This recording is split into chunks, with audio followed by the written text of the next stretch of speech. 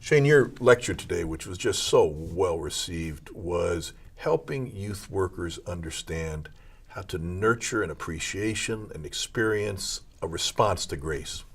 And I guess where we just have to start is, how do you understand what grace is? Well, I think all the way back to Sunday school, and I think I heard something like, mercy is not getting what you do deserve, and grace is getting what you don't deserve.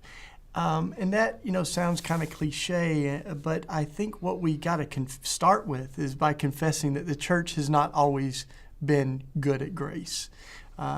When people are asked, what do you think of when you hear the word Christian? They don't always say grace.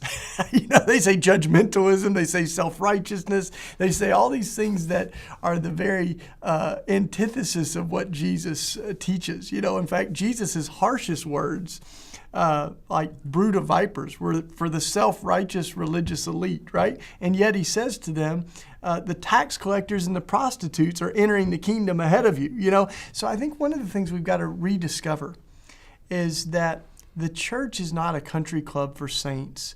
It is a community for wounded people. The church is a place where imperfect people fall in love with a perfect God and try to help each other become more and more like our God.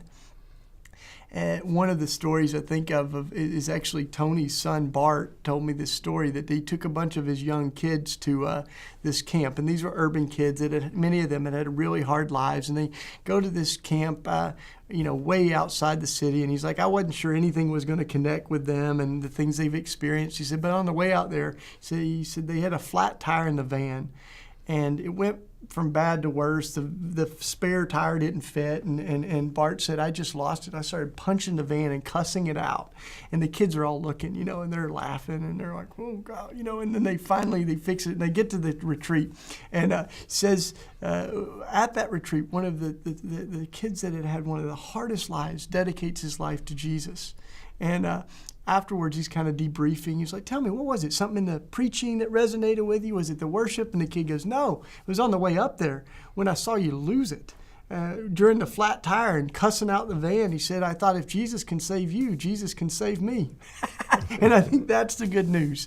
So for too often, I think we've pretended like we have it all together and we point fingers at other people within the, and yet I think that Jesus told that story that we're actually to beat our chest and say, God, have mercy on me, a sinner.